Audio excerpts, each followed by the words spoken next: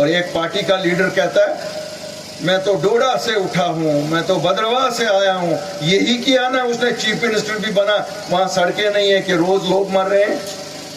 اور اسی جماعت کا ایک لیڈر یہاں کہتا ہے ہم اوڑی کو جنت بنائیں گے, شاید ایسی ہی جنت جو ان 33 لوگوں کو ابھی مل گئی. یہ وہی لوگ ہیں جو بہت بڑی بڑی باتیں کرتے ہیں, ہندوستان کے سب سے بڑے عہدوں پہ رہے, لیکن کبھی یاد نہیں رہا جس مٹی سے اٹھے اس مٹی کے لیے تو کچھ نہیں کیا. اب ان کو یاد آ گیا ہے کہ ڈوڈا بدرواہ کی ڈیولپمنٹ کریں گے. ارے صاحب آپ تو 50 سال ہندوستان کے سب سے بڑے عہدے پہ بھی رہے, اس وقت آپ کو یاد نہیں رہا؟ آپ تو بہت کچھ گنواتے ہیں, ذرا ہمیں یہ بھی گنواؤ. ڈوڈا بدرواہ کشتواڑ میں آپ نے کیا کیا, کیا پاڈر میں کیا کیا, مڑوا کو سڑک کیوں نہیں آج تک؟ میں تو آپ لوگوں کو اس لیے یہ کہتا ہوں کہ تاکہ آپ بھی ذہن نشین ہو جائیں, یہ لوگوں کے قول اور فعل میں تضاد ہے. آج ایک جماعت کہتی ہے کہ 1984 میں کچھ لوگوں نے سازش کی اور حکومت گرائی. کل ایک جماعت کے بڑے لیڈر نے کہا کیا یہ کسی خاندان کی جاگیر ہے جو حکومتیں بنتی ہیں؟ ڈیموکریسی ہے, ڈیموکریسی میں جس کے ساتھ ایم ایل اے ہوتے ہیں اسی کی حکومت بنتی ہے. ڈیموکریٹکلی اگر ان سے لوگ بھاگ گئے, کیوں ان کو لگتا تھا کہ لوگ جو ایم ایل اے ہیں وہ شاید ان کے گھر کے نوکر ہیں. وقت گیا, اس وقت 84 میں ایک گروپ نکلا جو ہمت والے تھے, جو باغیور تھے, جن کو یہ تھا کہ وہ عزت نفس کا سودا نہیں کرنا چاہتے تھے. انہوں نے اکھاڑ پھینکا اس سرکار کو, اور اس سرکار کے چرچے آج تک ہوتے ہیں.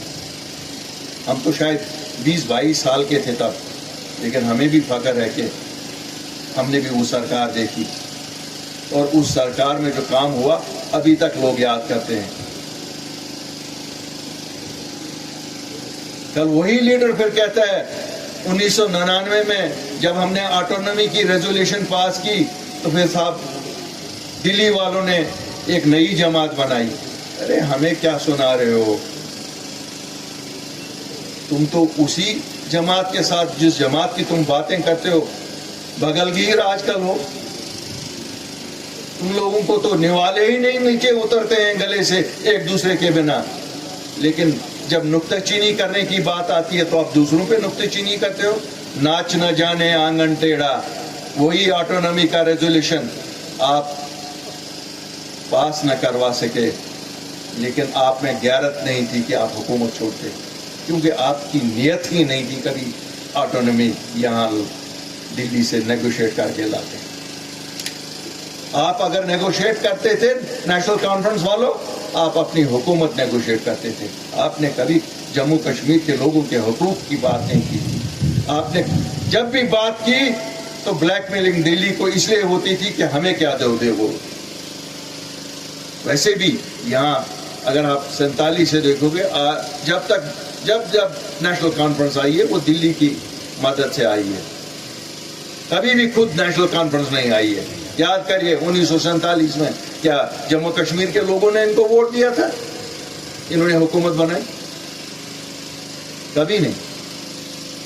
مجھے لگتا ہے ایک ہی حکومت جو انہوں نے اپنے بل بوتے بنائی تھی, شاید وہ 83 کی حکومت تھی, جو یہ چلا نہیں سکے. کیوں؟ ان کو لگا یہ ایم ایل اے جو ان کے ایم ایل اے چن کے لوگوں نے بھیجے تھے ان کو انہوں نے اپنے گھریلو ملازم سمجھا.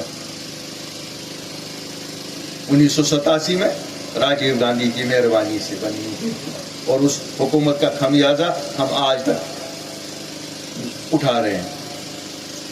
2 لاکھ بچے شہید ہوئے, قبرستانوں کی نظر ہوئے, وہ اسی 87 کے الیکشن کی دہن ہے. کیا یہ سچ بات نہیں ہے؟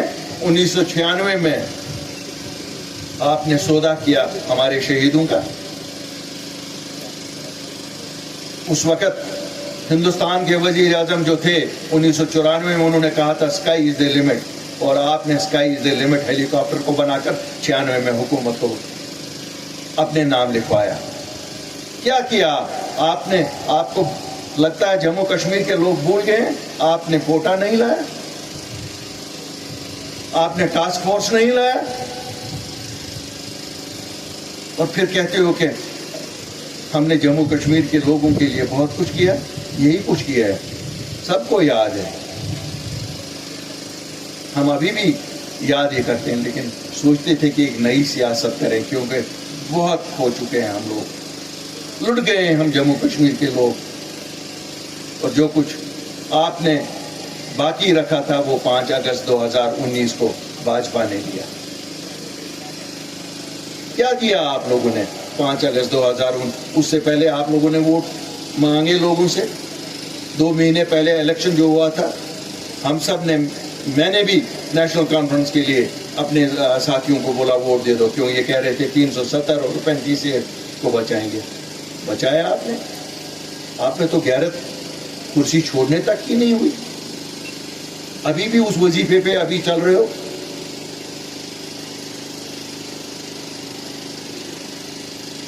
شاید روس کے ایجنٹ ہے, اب روس بھی نہیں مانے گا یہ ہمارے ایجنٹ ہے. کیوں؟ اس وقت تو یہ لال جھنڈا انہی کو